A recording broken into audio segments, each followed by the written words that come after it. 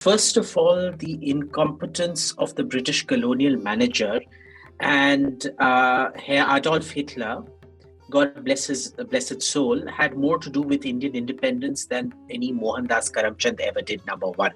Number two, India never re-woke to this cultural awakening under Mohandas. It was more, it re-awoke to a cultural charlatanry and quackery, passing off as, disguised in the robe of a godman, and not even a very good godman at that, as a cultural renaissance.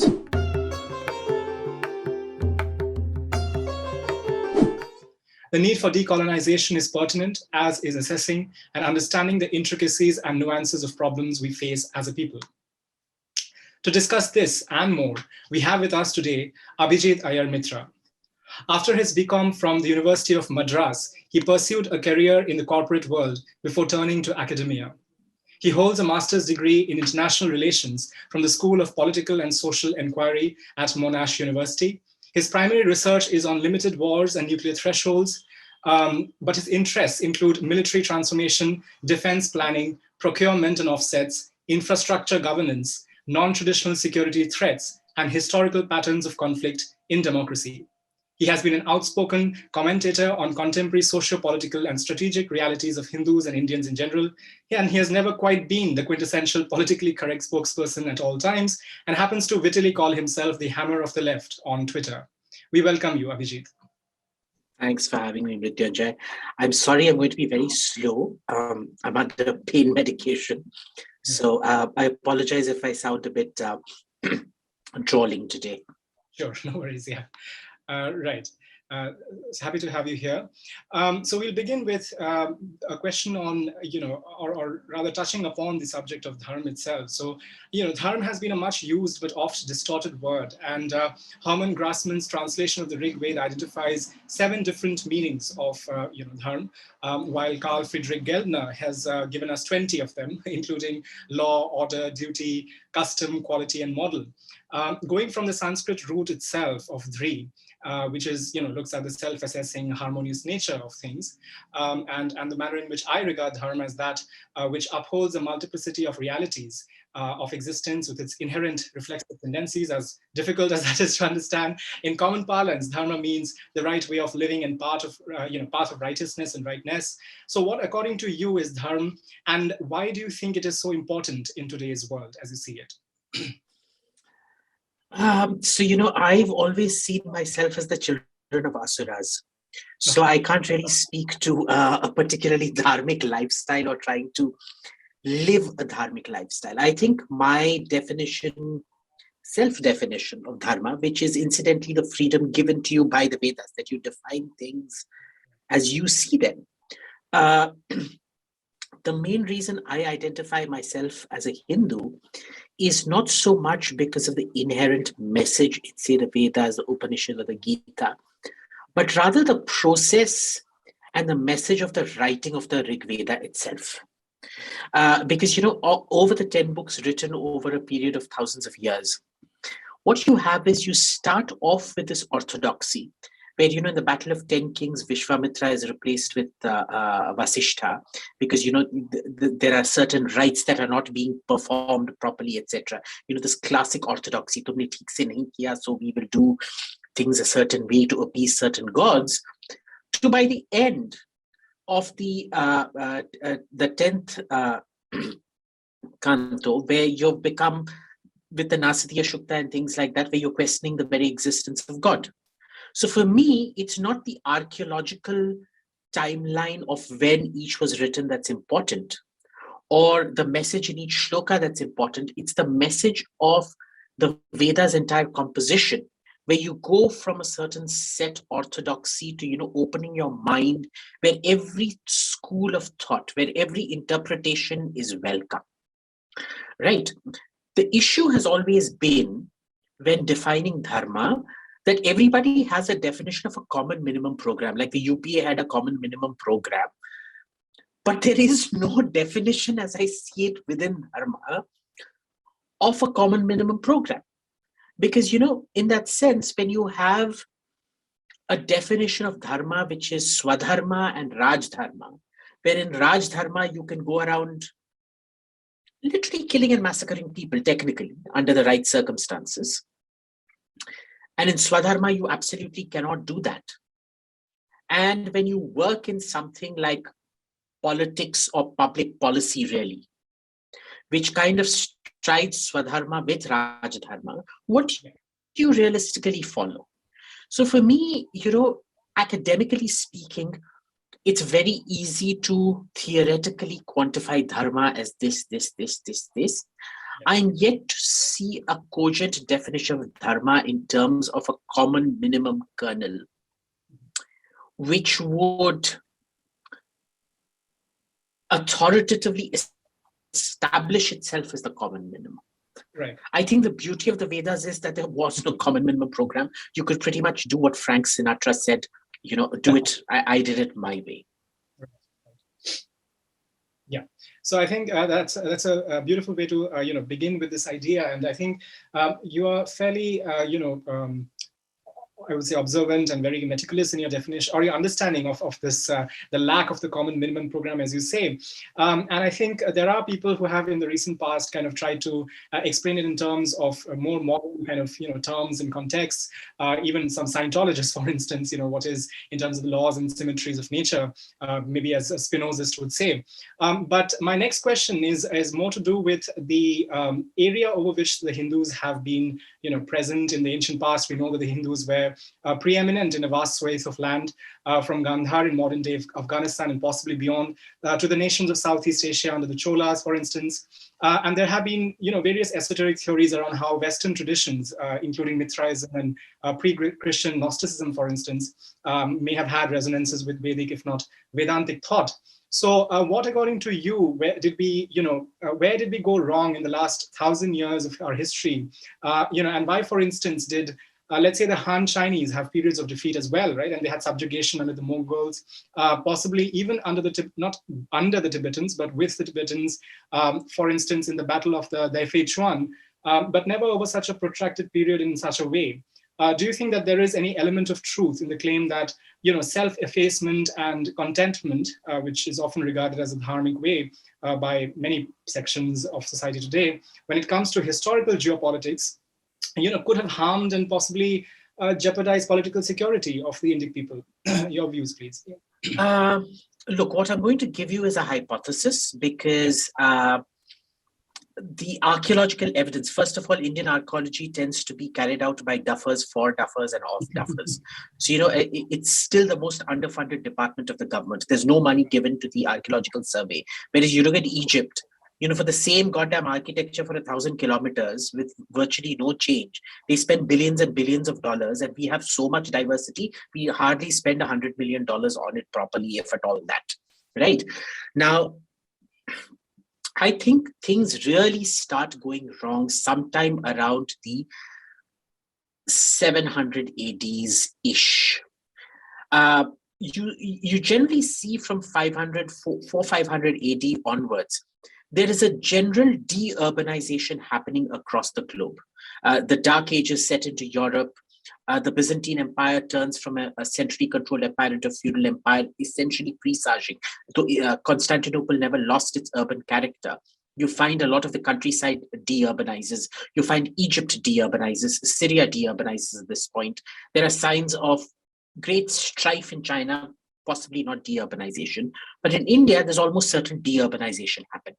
You look at the caliber of the discourse and everything, it de-urbanizes. Simultaneously, what you see is the rigidification of caste happening in a way that it did not happen. We certainly did have mention of caste and things like that before, but this sort of rigidity that sets in, I presume as a kind of social protection device, but remember where a social protection device functions in one, it also comes with its own liabilities in the other. And the third is this kind of pacifism that sets in, Shanti and Bhaichara and Vasudhaiva Kutumbakam and all that nonsense ideals set in. You find that it isn't universal. So for example, in Assam and Odisha, these things never set in. And they were literally blasting the butts of foreign invaders left, right, and center for the next 400-500 years. right? So these newfangled woke ideas, the wokery of the 7th century, as I call it, the antique wokery of the 7th century that has infected Hinduism, never infected Odisha and Assam for a very long time. The problem is when it infects us, we can't get out of it as a society, right? The great genius of Hindu civilization was that there were no dogmas. There was nothing that was not up to question. And when you have a system like that, it is a system that is uniquely meant to self-heal, self-correct, introspect. When you go wrong, it is not the other person's fault, it is your own fault. You introspect and find out where you went wrong and correct it. Yet we see that because of the social fissures of a lack of urbanization and the caste system exacerbating, because see, de-urbanization and social segregation act in a very negative, it's negatively synergistic. I mean, they synergize with each other, but in a very negative way to society. And what happens is our entire ability to self-correct goes away.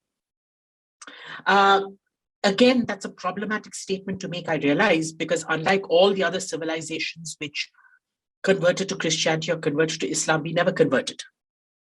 Right. But I've also done a podcast on why we did. There were a lot of economic factors to explain why we never converted, where, the need for the invader to convert wasn't all that much, because a non-converted kafir is essentially a cash cow. Right. And there was a great utility for Hindus to be used as cash cows at that point of time. Right. The issue is we tend to conflate the two. We tend to see our loss of great intellect, our loss of our questioning culture, the loss of our intellectual and philosophical heritage. We conflate it with all the negatives that happen when in fact it's not. We did not convert for a different set of economic reasons. And we lost for a different set of intellectual and philosophical reasons. The problem is, without clear archaeology, what I'm stating is just a hypothesis. I want to re-emphasize that. You can't really pick out the threads, because even the archaeology I go on, it's fragmentary evidence. You can absolutely accuse me of, cherry picking or whatever. But I'm yet to come across a particularly nuanced explanation of what exactly happened at that period of time that we don't understand. But for me, it was a loss of imagination. It's a loss of philosophy. It is a loss of greatness. We somehow became mean-spirited. It was not the Vedas or whatever that expands your horizons. It's sort of the niggardliness of the Manusmritis that then dictates your actions. That's a very pertinent point again, because I think the whole fragmentation of society up to the level of, as you call it, the loss of greatness, or how it kind of seeped through into the social cracks and crevices, and, various layers of society itself was something which fundamentally corroded what was our inherent resilience in certain ways. You touched upon the idea of why we survived as the Hindus, and there were certain economic factors, and I would like to touch upon that at slightly more, in slightly more detail. So the natural follow-up to my previous question would be that, what made us survive? The Somnath temple was sacked and resurrected around 17 times. Muhammad Ghori destroyed 27 temples within Kila Rai Pithora, the first historical fourth citadel of Delhi, while his general Bakhtiyar Khilji ravaged and decimated Nalanda, Vikramshila, Odantapuri. Alauddin Khilji crushed dissent with executions, where all males above the age of 8 were seized and killed. Even as Qazi Mugizuddin of Bayana said that, he advised Alauddin to saying that keep the Hindus in subjection, in abasement, as a religious duty. We can go on to speak about Srirangam, the invasion of Srirangam in 1323. Also the Kashmir emperor, the ruler Butshikan, whose name Butshikan itself was idol breaker, and so many other incidents that happened thereafter. The highlight, though, has to be Aurangzeb's Deccan campaign, which took around 4.6 million Hindu lives, almost as much as the Holocaust itself. So in all of this and through all of this, what, according to you, made us survive as a people? Because there have been many parallels, many other communities and people who could not quite withstand as much, potentially, for certain factors. And I would like to know your views on that. So there were several factors that brought about. In fact, I would consider Aurangzeb's campaign to be the least of the lot. We think it's the greatest of the lot because it's the most recent and probably better documented than the others. Yeah. But I would posit to you that given the sheer poverty of the architecture of the Khilji and Tughlaq period, those periods have been much, much, much nastier for Hindus. It's just that there'd be no way of, systematically adding up the numbers. But what you can tell is absolute impoverishment, a certain capriciousness of law and order. And mind you, like Stone Age societies, which actually end up killing more people, you have a 20 to 30% death in Stone Age societies, as opposed to concentrated massacres in Iron Age societies, which are documented, which actually only kill about 2 to 3% of the population. What you see in the undocumented period is circumstantial evidence of far, far greater sociological churn than you see in the Mughal period. Right. So my own hypothesis would be that the Khiljis and Tughlaqs and the Mamluk Sultanate, especially Balban, would have been a much, much nastier than anything that Aurangzeb ever did. Now, it's kind of counterintuitive in the sense. Was the sheer dogged determination on one hand of the Rajputs, who, are willing to have all their women commit Johar, get massacred, have Chittor burnt over and over and over again, and saying, you will not defeat me, and go and do it all over again. Okay, you have people like Shivaji coming up to face up Aurangzeb. Okay, you have people like the Gangas and things like that in Odisha, or Lachit Borphukan in Assam coming up, standing up, saying, you will go thus far, like Gandalf, thus far and no further, kind of this thing. Now, a lot of people can see this as divine intervention. I am, of course, I'm a Nastika, I'm a Charvak, so I don't believe in divine intervention. For me, the reason here is quite clear. Hindus have never had this sense of substance or size, what binds us and what separates us. We always identify the other person as one of us. You worship Christ. No, Christ sounds like Krishna. Must be Krishna. Chalo hum jaake Krishna bhajan karte hain. Kind of. You've seen this, no? I mean, when we were growing up, now things are a lot different. But when we were growing up, these things were very common. But the Turushkas, the Turks, did not see it that way. Okay, for them, they were them and you were you. You were the outsider. There was a very clear segregation. I think a lot of the mobilization that you had was in response to that othering of the Hindus per se. That othering was a very important factor, but why we didn't convert was also to do with the feudal nature of the state, that we never, even at its most centralized, under Alauddin Khilji, the centralization was no more than 100 kilometers outside Delhi, maximum. You simply didn't have a high-end enough state that was able to control so much. See, in Egypt, it's very easy to control, right? Because you've only got the Nile, you've got nothing else. In Iraq, you've only got the Euphrates and the Tigris. So it's just 2 lines of communication. All the population is based there, you can control. In Anatolia, it's slightly different. It's sparse population, so you can control. Here, it's heavy population, many, many microclimates, many, many things where you can move, disappear to, come back, etc., etc. So it had a lot to do with geography, the sort of hiccup policy making, where, today he says, kill all the Hindus. They kill all the Hindus for the next 2-3 days, and then it's like, theek hai, ab maine tumko bakhsh diya, kind of thing. In a sense, we have to thank the fact that India has never enabled a high-end state for a variety of geographical and human resource, even linguistic reasons. Because of caste, you would never have a bureaucracy that worked cohesively. Because of the regions and climates, you could never legislate evenly. The difficulty of communication and the distance, all of these things all added up. So it was both positive and negative. I think the thing is, we need to identify what was sheer dumb luck and what was our own conscience. sometimes we very frequently attribute to a collective conscience what was in fact sheer dumb luck. Absolutely. I think that's, again, important because the decentralization that we talk of, and many scholars and historians have spoken about decentralization and the way in which certain things happened and are part of Hinduism, but there were various, circumstantial reasons and situational, dynamics which made it such that we survived, and it added to that, survivability. But coming from the historical to the more modern, I had a query around something you have written about in the past, and you've at least spoken about, which is to do around the independence of India itself. So the independence saw the rebirth of an ancient nation in the modern times, as in highfalutin words and in glorious terms. Mahatma Gandhi is said to have led the movement in a crucial period of its evolution, and arguably helped India attain the independence, much sort of independence for the last 50 years, when India went through a very bad economic period, where the growth rate was near negligible, so to say. And we had significant challenges that Netaji's INA, for instance, posed during the Second World War.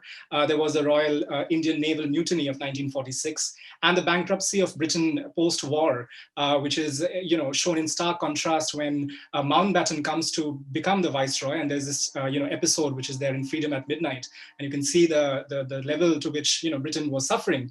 So many people saw in the Mahatma of all a revival of this ancient Indian idea of ahimsa and satya for an immediate struggle for emancipation, disregarding the subtleties that existed and exist, both in employing these ideas as well as the realities of the time when we got independence.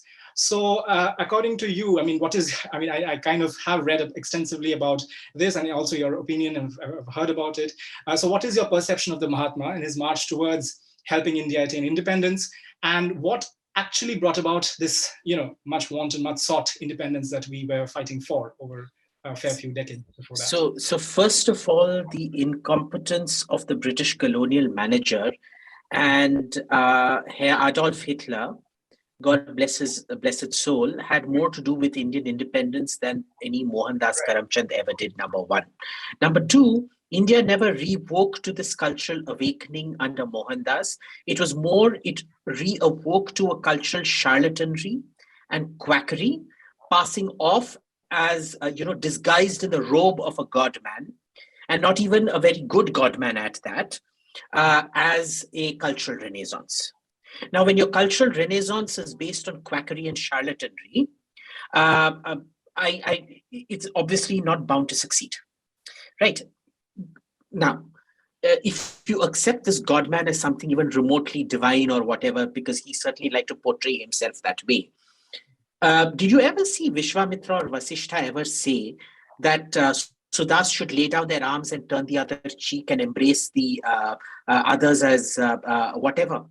Did Krishna tell Arjuna to lay down his arms and turn the other cheek at Dharmakshetre, Kurukshetre? Right? Absolutely. Gandhi was the biggest anti-Hindu that there ever was. There is nothing that he says that is Hindu. Okay. He was basically repackaging wholesale Christianity in the garb of Hinduism and creating all this ahimsa codswallop nonsense.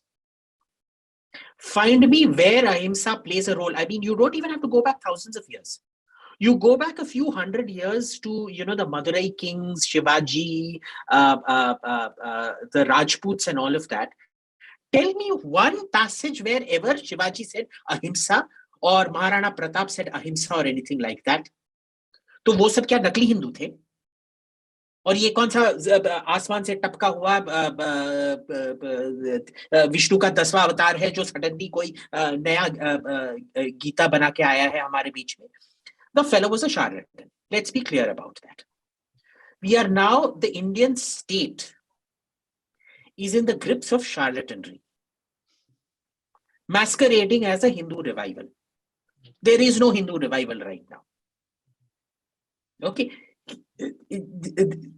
To be a Hindu is a great privilege.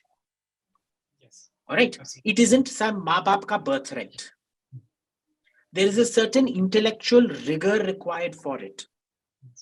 All right, fine. You want to go believe that a stone is a deity and worship it, that is your right. You want to believe that a tree in the forest is your thing, that is your right. I don't have the right to come say this is fraud, that is fraud, etc., etc. Right. But don't come and tell me you're a great Hindu Dharma guru or something like that without achieving Purvapaksha and debating all the schools of thought and law that exist. Who did he debate? Tell me, which school of thought did he ever debate? Which Purvapaksha did he ever attend, that quack? कभी किया था उसने? कुछ नहीं किया था. तो कहाँ का Hindu revival करेगा? That is because I very openly eat beef. It's like me leading a Hindu revival.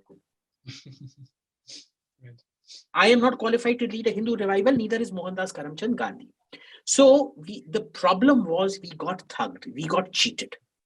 Right. We had a sort of British rump state handed over to us with pseudo-Christianity masquerading around Hinduism, all conveniently wrapped up in saffron by a charlatan called Mohandas Karamchand Gandhi. Okay, that is what we're in the throes of right now. And this is why, when you opened saying that India is an emerging power, we are not an emerging power. We're a third world has been, and we will continue to be a third world has been if we do not find that within us, the openness of spirit, the generosity of spirit, accompanied by the intellectual rigor of what is it of true Hinduism. I hate using the word true Hinduism because, that then becomes like Christianity, you're a heretic, you're a this thing, you're a that thing. But unfortunately, we don't have the kind of, when I'm reading the Gita, for example, I'm like, my God, we're talking about such high ideals. And you look at some of the crap coming up in Astha channel and things like that today. I'm like, how is a culture that wrote this book presenting such absolute shit like this on TV? Yeah. It's really irritating. We should be going philosophically higher and higher and higher, and yet we're going down and down and down and down. It's coming down to the lowest common denominator. But Indian independence had a lot more to do with the fact that by 1911, India had stopped paying its bills. Because remember, Britain wasn't a capitalist society, it was a mercantilist society. A capitalist society would have allowed manufacturing to move to India based on the fact that Indians would have worked for a lot lower wages and it would have been better for everybody. But Britain didn't allow that. It wanted India as a captive market, and it didn't matter how inefficient British production was, it ultimately reduced India to penury that India couldn't even buy British products anymore. Right. So by 1911, India had stopped being the cash cow. From 1911 onwards, till the Second World War, it was reversed. Britain was subsidizing India. Right? Then, the First World War and the Second World War between Kaiser Wilhelm and, I honestly tell you, if the Bharat Ratna and the Father of the Nation award is given, we should choose between Kaiser Wilhelm or Adolf Hitler, not Mohandas Karamchand Gandhi. They definitely, in sheer practical economic terms, had more to do with Indian independence than Mohandas Karamchand Gandhi did. At best, what you can characterize the Indian National Congress and its, its road show as the political equivalent of a hemorrhoid. It was just a nuisance value, a painful nuisance value, but nothing life-threatening, that ultimately just convinced the British that, loser colony, not paying us any money, we have to subsidize it, they're being too painful, let's just get out of here, it's not worth it. Because if you remember, the two colonies that were in fact paying their bills were also the last to be decolonized. Malaya because of rubber and Nigeria because of its oil. Yes. Right? They got decolonized when in the 1960s. So it's not that the British could not colonize us if they didn't want to. It's just that there was no economic rationale to colonize us. And the third person to be declared the father of the nation should be FDR and Harry Truman, because they were the ones that started putting more economic pressure on Britain to get rid of India. Right, and that is a very important point in terms of, what was independence? I think that I briefly touched upon that in the question. And when we speak about the political, independence that we speak about when we speak about 1947, there wasn't quite, independence, or for that matter, decolonization that happened at various levels of society as such. And one of the key players in all of this, and the Rashtriya Swayamsevak Sangh, which has been criticized for not being as active politically on certain fronts, is set to complete 100 years in 2025. It has its shakhas in nearly 5,700 of the 6,483 blocks in the country today. And one of the most intriguing and highly relevant points that the Sangh has brought forth over time, even during that time, during the independence struggle, was that of what independence truly means. Was it just a political act of unshackling oneself from the colonial hold, or was it, as a Western historiographer's perspective would be, or does it mean a more comprehensive definition of emancipation and liberation, which includes obviously that of decolonization itself? So how can we see India's quest for selfhood as a continuity of the Dharmic quest for self-realization, and the Sangh's perspective of that, and where it stands on that as such? Look, I think India stopped being a Dharma Kshetra. Kurukshetra stopped being a Dharma Kshetra sometime around 700 AD. And after that, you can generally describe India as a Dharma Kshetra. Okay? Because once you lose your culture, once you lose, except some artificial, superficial linkages to the past, right? You have temples, but you have that same rigorous scientific and intellectual thought that our ancient forefathers did. No. The net scientific production, the world-leading scientific production today in India is not a fraction of what it was in terms of mathematics or science before 700 AD. Right.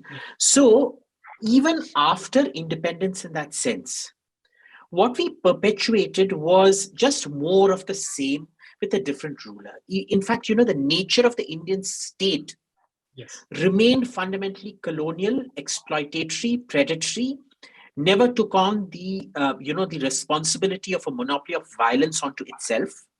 Because, for a colony, the monopoly of violence being with the state is a sign of good governance, because then it's what Chanakya calls Matsyanaya, big fish eats small fish, this thing.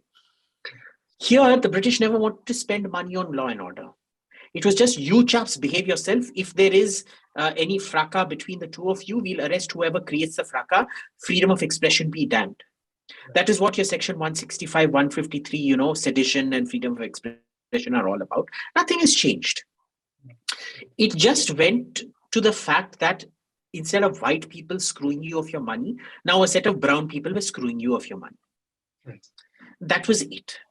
Now, in that, the RSS, I'm very happy to say that did not take part in this independence struggle, because they were more concerned about protecting Hindus in a state where Matsyanaya was prevalent, right, where big fish ate small fish. Their focus was on seeing to it. So let me change the narrative completely for you. Right. The RSS was focused on making the Hindus the big fish, because the Hindus never had the monopoly on societal violence. That always, because of the medieval period, societal violence, the instruments of societal violence always belonged to Muslims. So the RSS was more interested in making Hindus more the big fish in terms of societal violence and protecting them socially. Whereas a certain bunch called the Indian National Congress were more interested in pocketing the funds that came out of this cash cow called India, this actually starving cow called India, and just replacing the master who pocketed the milk. That was it. Let's not be under any delusion that it was some great independence movement or any of that, because in 90% of those cases that got independent, they were replaced by horrible, brutal, nasty dictators, all of whom we supported. Chinese citizens than the Japanese Imperial Army ever did, right? The Japanese Imperial Army killed what? About 10 million Chinese. Mao Zedong and Zhou Enlai, Nehru's bosom buddies, killed off about 70 million Chinese. Robert Mugabe killed off more. Robert Mugabe, who used to kuchiku with Indira Gandhi and kuchiku with Rajiv Gandhi, killed off more of his citizens than Sir Cecil Rhodes or any one of those people ever did. These people were nasty, nasty, nasty characters who replaced. So this independence is based on this complete hogwash notion that brown man killing brown man is okay, but white man killing brown man is not okay. Right, right. And that is very important. Even the whole idea of democracy itself, in the modern sense, the modern idea of democracy. I forget, there was somebody who mentioned it as the exported, or rather into India imported kind of form of governance, and it is arguably, I mean, on paper, at least, the most progressive, inclusive, and nuanced form of governance in politics. However, a prerequisite for a well-functioning democracy is there are various prerequisites, and some of them being, awareness and education of the electorate, as well as consultative dialogue at various tiers and levels. In India, even after more than 70 years of independence, there can be a lot more that can be done on all those fronts. Not to mention some deep-seated kind of, social barriers that only help John Redwood's politics of resentment, as he put it. And caste remains an important idea, an important identity for positive affirmation, for instance, even as the reservation debate, rages on. So how do you think one can approach the problem of making our modern democracy, or any form of governance that we are functioning with, more efficient, particularly from a dharmic or an inherently Indic perspective? Do you think we need to first work at removing some of these social and cultural inadequacies at the grassroots before we speak of these highfalutin ideas of democratic reforms and political evolution and so on? So, we need to go back to see what went wrong with Ashoka and what went right with Chandragupta Maurya. The Mauryan state under Chandragupta and was it Bimbi or Bindusara, I keep confusing, was an arch-capitalist state. I'm not even going to build a bridge. You build a bridge, you take tolls out of it. If you want to extort by all means. But I will ensure that nobody comes and does hafta vasuli from you. Because if you built the bridge, you deserve the rewards of it. If people feel that it is exorbitant, then they have the right to go build another bridge across the river 1 kilometer away and underprice you or undercut your pricing and things like that. You will not send your goons to beat up that guy. I will assure that. That was what the Mauryan state, the initial Mauryan state, was about. Then you get that clown called Ashoka. And what Ashoka does is he literally, Devanam Piya Piyadasi, I am the father of my children. He literally starts the My Bap state. The very definition of My Bap state is Ashoka Maurya. Okay, he is the progenitor of that word. He is the progenitor of that notion of socialism. Everything the state will do, the Mauryan Empire starts collapsing within his own lifetime. And 20 years after his death, the same Kalinga that he defeated comes and sacks Patliputra, which nobody ever wants to talk about. Okay, so you have these two crystal clear examples of how states function. Now, within Dharma, which Dharma is it that you need to follow for your people? We should have been very clear that even if it is the slow path, the more sustainable path is the one to follow. Okay, as opposed to just pandering to Schadenfreude and things like that, which is what socialism is. Garibi hatao, so you seize all the banks. Garibi hatao, so you bring in a land sealing act and all that nonsense. We have had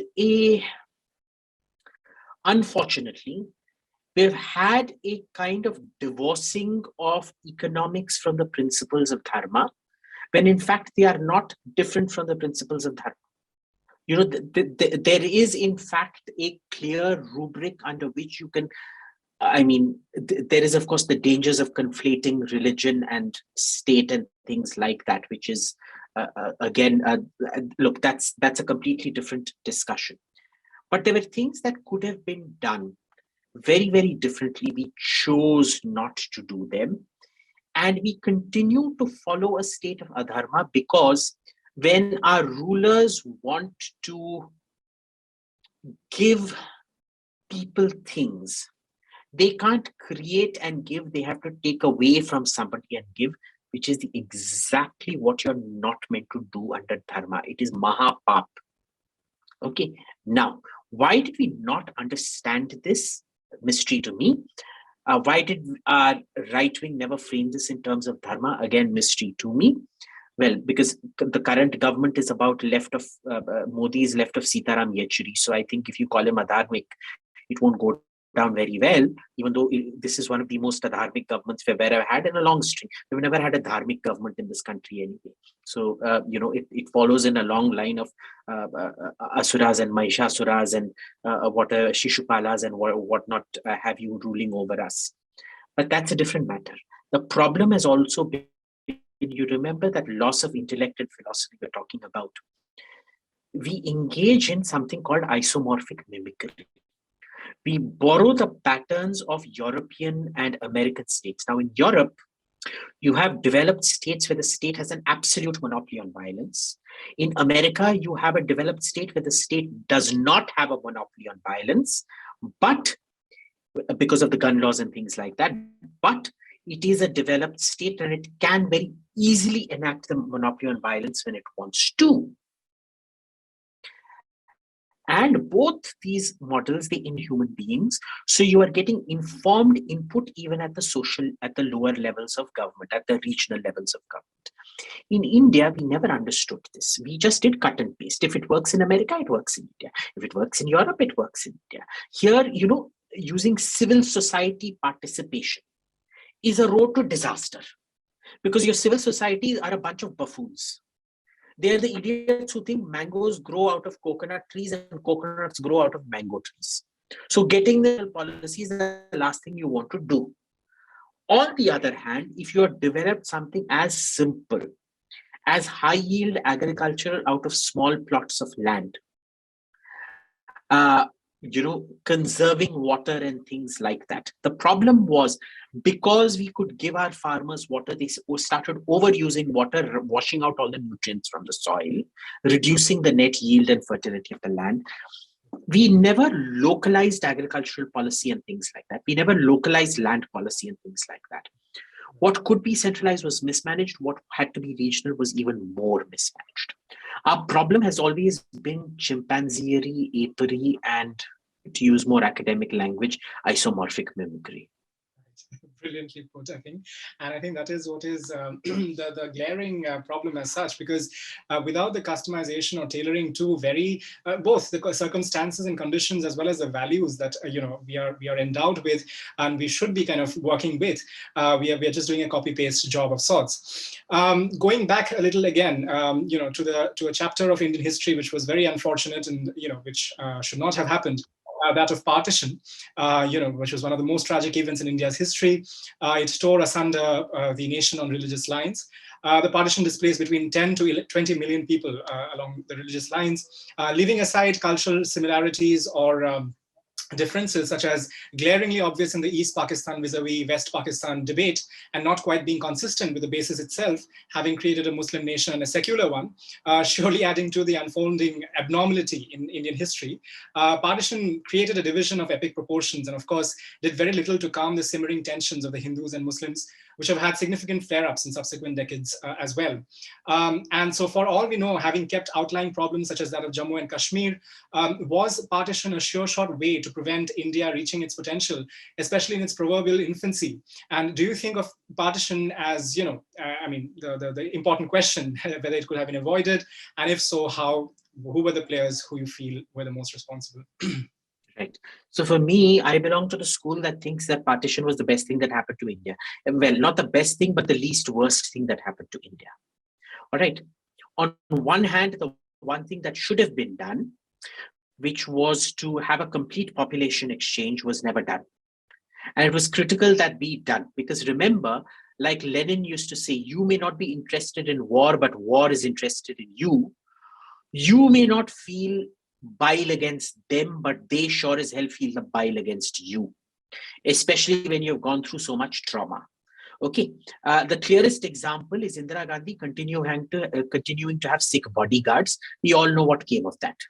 Okay, this was the same as Rajiv Gandhi thinking he was completely invincible in Tamil Nadu after all the crock shit he pulled off in Sri Lanka against the Tamils out there. Okay, so Indira Gandhi and Rajiv Gandhi's death in itself is a condensed lesson of, you may very much think Hindi Chini bhai bhai, but clearly the Chinese never thought, Chini Hindi bhai bhai.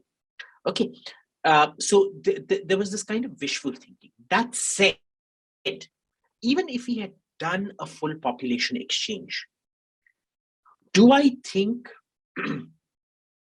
India would be any better than it is now? No. Why? Because remember, the people running things would have been the same dumbos. It would have been that same socialist mindset, that same isomorphic mimicry, that same refusal to, understand that this country was different, coming from a different place, the need for industrialization, the need to shove hard decisions down people's throats, the need not to fall for Schadenfreude and go around nationalizing your most profitable ventures that were creating money, etc., etc., etc. Would that have happened? No, it would not have. So if you're playing what might have happened, I would say partition was still better than no partition. Had there been no partition, we would be like Lebanon, and God knows how many civil wars would have happened so far. But that partition happened. It's a pity that the population exchange did not happen.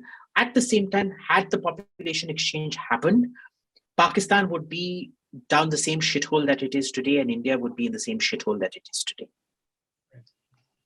Well put, because I think there have been people who have often mentioned about this whole debate about Azad Kashmir and the Pakistan occupied Kashmir, and how to get it back, whether to get it back, and so on. And there have been people who have mentioned various thoughts on that front, including some that are closer to what you have just mentioned. So now going to a essay that you had written, a certain article which kind of got the limelight, it got people talking.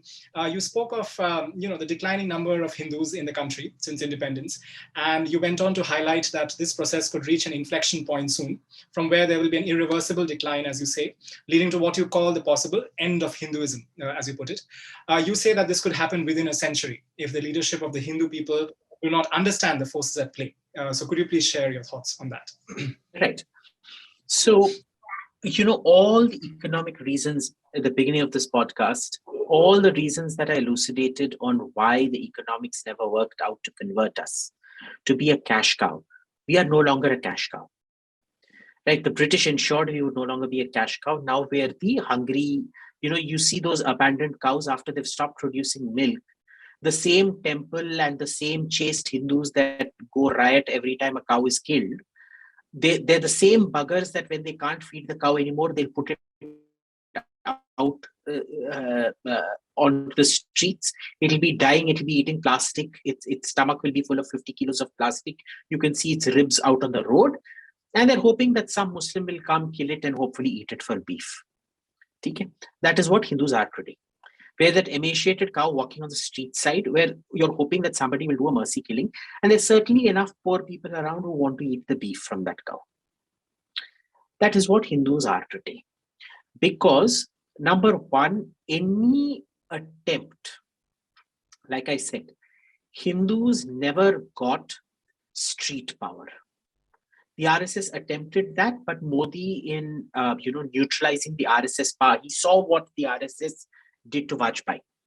2004 election wasn't lost because of India shining. It was lost because the RSS refused to come out and campaign. He saw how the RSS could neutralize a BJP government. And so, things like demonetization and GST, they hit the banyas the hardest, the banyas over the core of the RSS. The small business people who formed the RSS. So the RSS is now neutralized as a political factor within the BJP. We no longer have temples, so there's no societal response possible where you come together using the fundings of your temples to set up universities and things like that. So that is also out of your window. So you don't have street power. In a country where the state still does not have a monopoly on violence, you do not have any institutions of your own, okay? Nor do you have any special preference given to your institutions. And third, most importantly, that the biggest reform for Hindu social, the biggest movement for Hindu social reform, which is reservation, okay? You are not even able to ensure that the people getting reservation are Hindus. Okay, that they can double dip, that they can go to a clinic and still get the benefits of reservation from a Hindu college. So between all of this, your ability either to have the sticks out or produce carrots today is non-existent, right? You're losing the narrative battle because we have a bunch of jokers handling the narratives. It's extremely crude, unsophisticated drivel, really, that comes out only during election times for election purposes. There's no specific follow-up on any of it. And it's only a matter of time. Because ultimately, when somebody is out on the street, not knowing where his future is going to be, between doing Rama Rama, Sita Sita in a temple, or having a guaranteed admission for his son to a Christian college and then to university and then to reserved jobs within Christian institutions and things like that, what is he going to choose? Right. Absolutely. And I think there are many other factors, as you rightly pointed out. There are so many factors, be it to do with media, to do with academia, to do with so many other factors that work together in certain other instances, which is not the case here, which neatly brings me to the next question of this buzzword that it has become, which is ecosystem, right? Particularly in the context of the leftist ecosystem, and more recently, as people regard it as a burgeoning right-wing ecosystem. So what do you see as an ecosystem when it comes to causes, when it comes to ideas? When it comes to even the Hindu identity, for that matter, its primary elements, what according to you are they, and what are the forces at play on either side of the political aisle, if you think of it as an aisle in the first place, with their respective ecosystems that can harm or help the interests and well-being of Hindus as we see it. So I don't see many ecosystems on the so-called right. I mean, there is no right. There's just saffron communists and there's red communists, and there's green communists in this country. That's about it. It's a country of communism. There is no capitalism here, worth noting. That said, you look at the ecosystems. When you come from a avowedly socialist party like the Congress or the CPI or the TMC, everybody knows that the point of socialism is that you're meant to live off the government. So the government also understands it's meant to be socialist and hands out the goodies to everybody. And that's a very powerful ecosystem. Because what it does is, because the Congress is out of power, what they do now is they go after big business people like Ambani or Adani. And you can see people don't seem to realize this, but Ambani has already caved. He's going to set up Geo University, where all the professorial positions in the humanities are going to go to the left. And they're all going to pretend that Ambani is the greatest philanthrope around and whatever. So that laundering process of Ambani from being a capitalist to being a philanthrope is going to happen as soon as Geo University comes about and gets captured by the leftists. You look how they work. So for example, Ramachandra Guha, I'm hoping he's not related to you from the Guha name, but his Institute for Public-Minded Journalism or whatever, some word jumble, is funded by big industry, and they will never attack the industrialists who funded them. When they have to do a story, they'll do it, but it'll be in extremely neutral tones. There won't be any hard tones out there. So when they are not in the government's good books or getting government largesse, socialist largesse, they turn to extortion, hafta vasuli of an intellectual kind, right? That's how that ecosystem works. On the right, you have people who thought this was going to be a right-wing government. It turned out it was never going to be a right-wing government. It was just going to be a saffron socialist government. So they never expected anything from the government. And the government only gives out things for its own social validation. Right? Because remember, the socioeconomic background of people ultimately matters. And there is far too many people with a socioeconomic background that seems to indicate that they are desperate for social validation from people they consider their peers who will never give them social validation. To quote Groucho Marx, I don't want to be the member of a club that will have me as its member. Right. Yeah. So I think, yeah, and that is an important point. And I mean, one of the things which comes to mind is the whole debate about the right and the left and what constitutes the right and the left. Obviously, there's the Eurocentric and European Western ideology and idea of sorts. But there are various, when we talk about the BJP government and the BJP itself and the RSS in relation to it. There are lots of counterbalances and counterbalances, factors which kind of make it not quite fit into the mold that we think of it as, I mean, in terms of right wing. So that is a very pertinent point that you raised there. My next question would be around this point that you touched upon, and which was to do with, in the context of the Hindi Chini Bhai Bhai context, where you said that we may be very kind of broad-minded, very righteous, and very kind of welcoming, and so on, but the other side may not. And in the context of religion per se, and in terms of communities per se, one of the major problems has been that of mass and forced conversions, for instance, in contemporary India. And it looks at this idea of regressive exclusivism, which is, again, you touched upon it in another question, which is to do with the othering of sorts. Things like blasphemy and apostasy, you have become a real menace. I mean, increasingly so. So how do you see this problem, coming to the fore, and how to kind of look at what I see fundamentally as a conflict between the inclusivist or the cosmopolitan tradition, for lack of a better word here, cohabiting with what can be regarded as a fairly exclusivist one in a secular modern environment, given what can be regarded as an inherent imbalance and skewness in the way in which people perceive each other in this framework, right? Even leaving aside the religious aspect per se, but even this othering, which is inherent in terms of communities and so on. How does one reconcile? How does one, work with that? I would like to know from you. So very simple. See, I have no issues. I am completely Occidental in my upbringing and training, right? But I have no issues with taking a Western example that would suit us and modifying it to suit us with the tinkering around. So simply, very simply here, what you need is the French model, okay? Laïcité, so to say. Strident anti-clericalism and strident imposition of the law when required. See, the problem here is one community here keeps getting away with it and one community does not. Of course, that community doesn't even try very hard.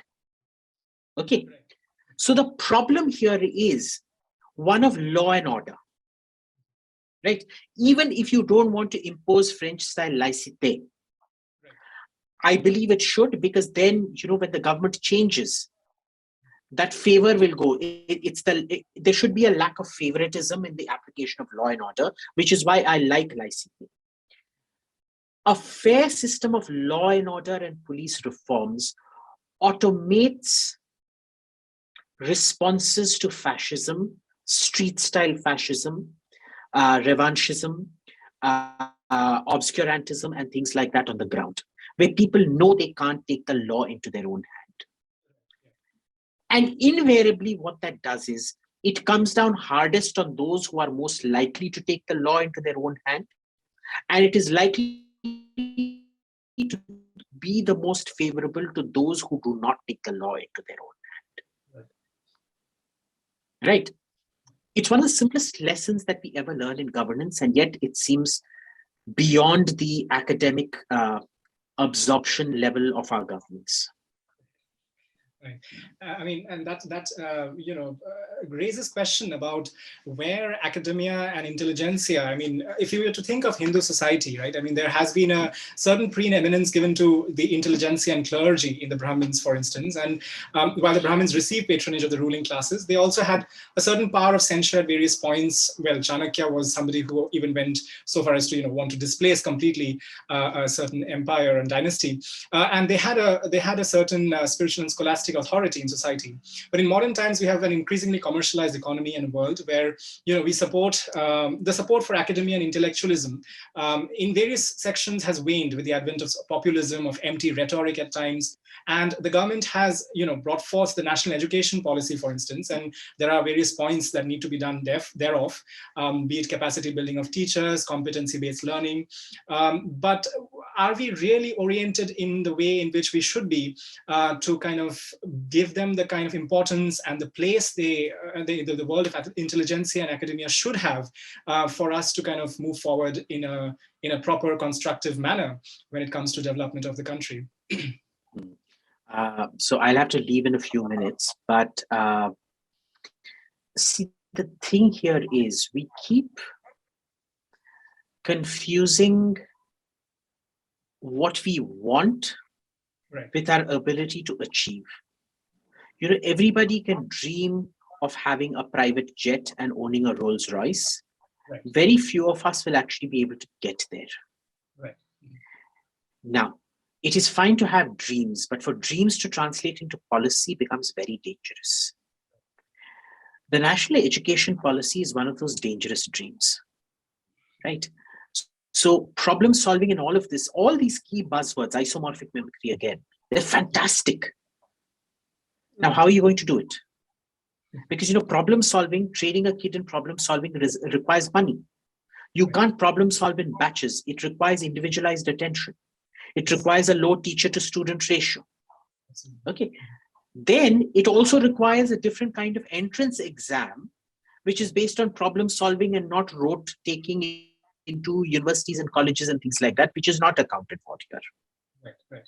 So first of all, you've created a disjoint between your own integrated education system, one which was based on quantity, which was just, cram their minds full of anything, and one which used to be based on quality, which no longer is.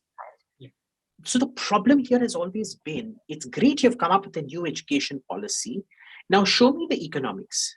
Show me what is the thinking that went into it, where you said we will instill problem solving in a kid. What was the teacher to student ratio? What was the challenges? Did you go into the challenges of malnourishment and consequent mental retardation or a lack of cognitive skills amongst the severe protein deficiency in this country? Did you go into the regenerative, the sort of intergenerational nature of that cognitive deficiency, protein deficiency induced cognitive deficiency? Did you go into the complication of languages in India, where the formal language is very different from the spoken language, where things require translation to 17, 18 different languages in India? Did you go into all those costs? What I am always concerned about is the costing. I have not seen the costing. And so for me, this new education policy is just one more hot air balloon, which is going to cause more. You're not going to see the effects of it today, but in another 10 to 12 years, when the current first and second grade become the 12th grade getting into college, that is when you will see the havoc it creates. I think I'll just close with one last question that I have, because I mean, you have been a difference. I mean, your area of expertise and research has been in the area of procurement as one of the things that you've looked at. Also in terms of security and safety of the country. I try to bring together two different questions. One is to do, which is to do with internal and external, security as such and sovereignty of the country. So when it comes to safeguarding our interests as a country, firstly, what are your thoughts on the indigenization of defense procurements and the economy around the same? More importantly, given recent flare-ups in Galwan and Doklam, for instance, how do you see India's preparedness to China and Pakistan and various other nations that could potentially, threaten us, and what can be done to overcome those challenges? And on the internal front, we recently had this motorcade. Well, you mentioned in one of your tweets, it was not a cavalcade, but a motorcade. The motorcade kind of fiasco around the Prime Minister. And there have been various sections of society which have lately around the farmers' law and so on, come out in great numbers, including, and that resulted in things like, for instance, the Red Fort, where a flag was unfurled, which was not the national flag as such. And so there are various challenges which exist in the internal and the external kind of matters of the country. So both with respect to procurement and the logistical side of things, as well as a greater kind of vision in terms of how we deal with these problems. I would like to know your views on that.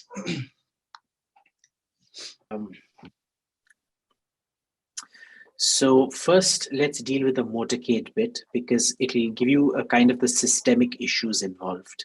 If you look at the picture of that black Fortuner sitting on one side of the road, that in itself was a security breach, because the concrete on the side only came up to the window sill. It didn't come up to the glass. It was on an elevation. So you were essentially presenting the Prime Minister as a target. Whereas in a situation like that, the Prime Minister should have been in the center, and there should have been two Innovas or whatever things on the side flanking him and preventing any kind of visual contact with that car. Right. that one picture alone speaks as to the acute lack of thinking and problem solving, even at the highest level when it comes to prime ministerial security, despite having lost 2 prime ministers to terrorist incidents in this country. Now, you take this lack of application of principles and thought and apply it to indigenization. That is exactly what you see. We have enormous talent in this country. They are treated like dirt and they're all kicked out and go off to other countries. I myself mentor companies. Invariably, they get screwed over by the Indian military, and I put them onto foreign countries where they go off. They make millions and billions of dollars or whatnot. One actually became a billionaire. Surprise, surprise. I'm very happy. I think of them as my bachas, and they've all gone off abroad. Yeah. After trying, they were all starry-eyed. We want to do something for India. And I was like, ha, ha, ha, best of luck. I will take you through the process. And then they themselves lost faith in the system and they went off abroad. Right. Okay. Instead, what you have is that joker who runs the DRDO called Satish Reddy, whose only claim to fame is that he keeps promising but never delivering. Right. And since the Prime Minister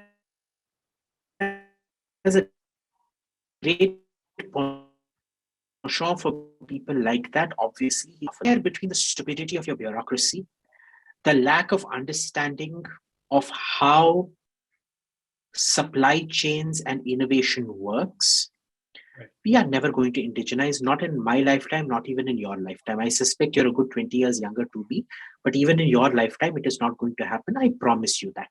If you find that it happens, please dig up my ashes. I think they will be scattered somewhere. Please dig up my ashes and throw them down a toilet. Sure. But it will not happen. I can very guarantee you that my ashes will be where they are, because we are not going to indigenize in the next 30, 40, 50 years. It's very simple. You see, great, like they say, great battle is the sum, a great victory is the sum total of small victories. Defense procurement is like a tree. The ultimate product, the stump of the tree that you see, depends on the root system, where, it's the finest of roots. So that is your micro, your medium, and your small sector that hold up the tree. You disincentivize all of them. You treat them like dirt. You give them the runaround. The same thing that foreigners find so easy to do in India, Indians find virtually impossible to do in India. You will fund a foreign company for doing R&D for you, but you cannot fund an Indian company for doing R&D for you. They're all going abroad one after the other. So they'll come up with this thing saying, we want the stump, without understanding that a stump requires, the roots to survive. So the roots are all slowly, they're getting frustrated with the system and going abroad. So there is never going to be any indigenization happening. I mean, well, that could be regarded as cynical, but I think that is reflective of the reality as it stands in many places, including me as a youth, as somebody who has been, I have worked in the UK in the recent past, coming into India at the moment. There are various hurdles and obstacles one faces. And I think the message that we can take from this interaction could be that, the whole idea of how we perceive and conceptualize some very important aspects of life, of society, of the Indianness that we have, where we go from here, and some of the very pertinent points that relate to the Hindu society itself were addressed in this interaction. I'm very thankful, Abhijit, that you joined us for this interaction, and I hope it spurs discussions on various points that we raised today. I'm so glad, Mrittunjoy. Thanks for having me so that I can drop all my bitter bile bombs all across your program. But, think of it as Purvapaksha. I'm not cynical. I'm just doing typical bile bomb Purvapaksha, right? So it's like a charvak coming and, photobombing a summit of astics. So thank you very much. It was great fun talking to you. Thank you. Thank you, Abhijit. Namaskar.